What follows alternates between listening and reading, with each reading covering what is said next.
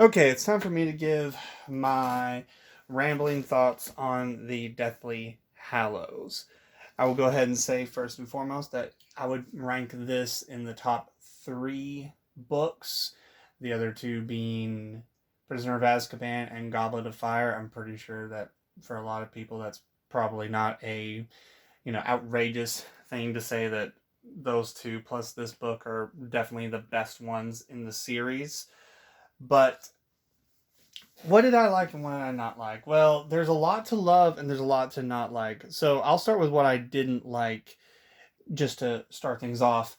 I was not a big fan of how long Harry, Hermione, and Ron were just basically wandering around with very little to do. I know they were trying to find where the Horcruxes were and all that stuff, but there was a lot of downtime that just drug out a little longer than I would have preferred. It's like, man, months and months, things are getting worse. Can we move the plot along somehow?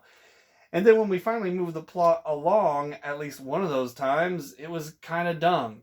When Harry just said Voldemort's name, which Ron had already informed him at that point, was, hey, it's traced. If you say it, you could lure people to us. They're waiting for people to say his name, and they are using that to track people down. And Harry literally says it. I know that Harry has had a habit of saying Voldemort's name, throughout the entire books because he's not scared of Voldemort. But the thing that's funny is that I think to myself, even if this is a force of habit, if I was told by a friend that if you say this guy's name, he will show up. And every time I've met this guy face to face, I've just barely skated by, barely got out, by the skin of my teeth. I would never want to say his name. I would make sure I don't. I would cut the name off partway through. I'd say Voldemort or something like that. Anything to not say his name. So, and again, that did lead to a really good part of the book, going to the Malfoy Mansion. I liked that. But, oh my goodness, just the fact that that's how they get there, I didn't like that as much. Um, that was kind of one of the more unforgivable parts of the book for me, you know? Uh, well, not unforgivable, that's kind of a strong choice of words, but the thing that kind of grinded my gears a little bit.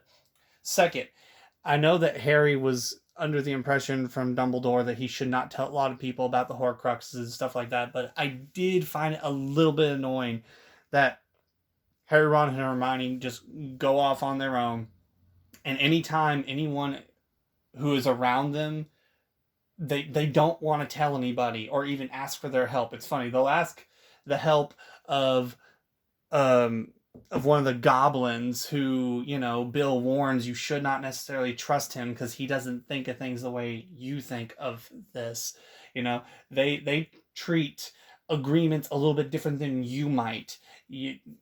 That's not going to lead to a good outcome. They'll work with him even though they don't trust him, but then everyone else around them who they should trust, they just straight up just don't want to have them, in the adventure at all, even though, Voldemort is, putting the squeeze on everybody. Everyone's scared. Nobody knows, what to do right now. Everyone's just trying to survive, and there's people who are clearly suffering right now. And there's that idea of, we don't want to get you involved that often will appear in different stories, but at the same time, I think, when people are already involved, I don't think it matters. You don't have to tell them about the Horcruxes, but you could say we're trying to find something, and it would probably help if we had a couple more people. Like after they got Luna out of prison, out of the dungeons, I don't see why you couldn't have just let her tag along. I don't see why. Um, but thankfully, at the end of the book, Neville just kind of helped, and a few other characters kind of helped lay that whole thing to rest.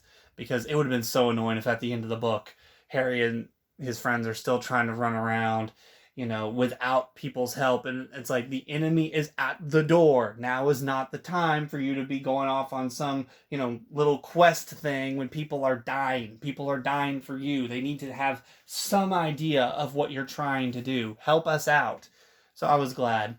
That was good. Well, that was good there, and the stuff before was kind of annoying. In terms of things I kind of liked and didn't like, because there were some things I didn't love, but I liked it a little bit. The whole secrets about Dumbledore was interesting. I just wish that those could have been introduced a little bit earlier. I know Harry has looked up to Dumbledore for a while, but I don't see why we couldn't have, you know, made it more obvious that people had real issues with Dumbledore due to his past, and not just, hey, we don't think you're a good headmaster. It's like, well, what if we dug a little bit deeper? Because you have characters like Rita Skeeter who's going around. I don't see why she couldn't have brought up more of this information earlier, at least as far as I'm concerned. Because, a dead sister probably could have been brought up earlier. Aberforth, I kind of liked the whole inclusion of him.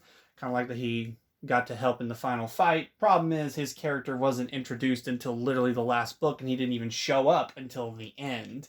The concept of him was late in the game, and then he showed up even later in the game. So there could have been something a little more interesting with him if he could have been introduced a little bit earlier. I will say the whole Grindelwald thing. I'm glad Grindelwald was mentioned in the first book, but I wish there could have been just a little bit more of nods to him throughout the series. That would have been nice. At least in my opinion. That's probably one of my biggest complaints, because it's the same with the Deathly Hallows. The Deathly Hallows literally does not get mentioned until almost like halfway through the book, if I'm not mistaken. Which is fine in a way, because, she definitely, Rowling pulled it off, but again, every other book, like the Sorcerer's Stone and everything, usually got introduced, I guess a third of the way through, if I'm not mistaken, and the Deathly Hallows definitely felt more like a halfway point kind of thing. Same with Snape, in terms of, again, I've heard, I've read about it, that apparently Snape's whole thing about Lily and trying to protect Harry has been, a secret from very early on in the writing process. At least that's what I'm hearing when I was doing a little bit of, well, not hearing, what I read. But at the same time, I wish there was more sprinkled in at some point, because the only thing we really have going for us is that he hates Harry's dad. He hates James Potter. The man's been dead for years. He still hates him. And I will say, the backstory that we get for Snape finally was nice. It explained some of his actions, but I would have liked a little bit more, personally. I would have loved more little nods to ways he's protected Harry along the way, even if it was on Dumbledore's orders. That's just a personal thing with me, because, people who try and act like, oh, Snape is this horribly, tragic character. And I say to myself, he's kind of tragic, but, at the same time, I don't look at him as that tragic, because he's more of a jerk than tragic, at least as far as I'm concerned. So what else do I need to talk about here? I was glad that Creature got a whole, kind of a bit of a reconciliation with Harry, and kind of got some backstory about him. That was good, about, about Sirius's brother. I liked that. That was cool. Neville getting to step up. I've heard for years about how great Neville is, and how big of a character people think he is, and I've seen the clips of some Neville related stuff over the years, but I did not expect him to step up as much as he did. I never thought, I was like, wow, he's leading the resistance. Maybe I heard someone say that, but I never would have thought. I was like, wow, this guy is holding the line when no one else is there, when there's nothing really to believe in, because Harry's out there somewhere, but nobody knows where. He's holding the line regardless. I was glad that Ginny and Luna got to step up as well. Kind of wish that, I hear that, Rowling releases some new material every now and then. I would really encourage her to write a full book about a little spin-off about the three of them at Hogwarts in that 7th year. Just some of the things that they were doing. It would have been great. Oh, I would have loved it. I know they're not the main characters, but they are essential. They're the B team of Harry Potter. I don't know if they have an official nickname. I've never looked it up, but to me, they're the B team. They are the second most important group, as far as I'm concerned. I was also glad that the teachers finally got to step up and do something. Because my word, the teachers at Hogwarts throughout the entire series have just felt so useless to me. Especially McGonagall after her getting mad at Harry and Fred in book 5 about standing up to Malfoy. Oh my word, that to me was unforgivable. It's like, wow, you see a kid openly mocking people, in mocking their families in front of everyone. Everyone can see this, and you do nothing. And when they retaliate, you get mad at them for retaliating. That to me is just absolutely unforgivable. That tarnished her character so bad. She did better in this book. I'll give her credit. She did great.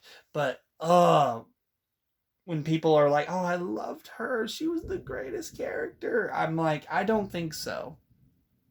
I'll go ahead and say this. I loved Dumbledore's little interaction with Harry at the end of the book where he's saying, I am, he basically, some, I'm sorry. I feel a lot of regret about my life and stuff like that. I liked that. That was great. I like those moments where characters can kind of just pull back, the mask that they wear of the, everything's okay. And you realize everything's not okay with them. It's been rough. It's been a hard life for them. I like that. Harry fighting, Harry's fight with Voldemort in the end. I liked that. I loved Harry having to die. That was wonderful. There are not many stories where I can think of, especially for children, where the main character has to stand up and face death. I mean, I know you got Chronicles of Narnia with Aslan having to do that, but that's Aslan. He's not the main character in the Lion, the Witch, and the Wardrobe. He's a supporting character, a very important one, but still a supporting character. This is the main character, the guy who you have followed through 7 books, and he finds out he's going to have to die for this to work. And then, of course, once he comes back, he gets to face the enemy again, and I love it because he's not scared at all. I love it. It's a great transformation. It's like, wow, way to take... I will say, that's probably one of the things I've enjoyed the most, in a way, is Harry's build up to being a hero. I mean, he's always been the protagonist of the story, and he's always done heroic things, but it's not until really this book where I would say that he has earned the title, of the boy who lived. Them calling him the chosen one is like, at this point, yeah, he's earned that. That was great. Also, just since I'm talking about the end of the story, I liked the little epilogue. There were enough nods to some characters I liked. I wasn't a big fan of Draco getting brought up again. It's like, oh my word, I don't care about Draco. I don't care about the Slytherins. They made their choice. They're bad people. I know that there's some debate about how bad they really are and all that, but if literally a genocidal maniac is, standing at the gates and you walk away or you try and assist him, I don't have much sympathy for you, because I'm sorry, I will never be able to understand the Draco fan base. I don't understand it. If you like the actor, obviously, the actor seems fine, obviously, because he's an actor, obviously, but not a big fan of the character. The character of Draco Malfoy, he's just the worst. He's the worst. But there's probably more I could talk about. I'm going to leave it alone for now, because eventually I'll need to do a whole retrospective on the entire series, and that's going to take me a little while. But these are my thoughts about book 7. I greatly enjoyed it. I definitely ended this series with a lot of good feelings about it. Obviously, there was some major bumps in the road, but I've greatly enjoyed the ride. So, I'm going to leave it at that. Y'all have a good day.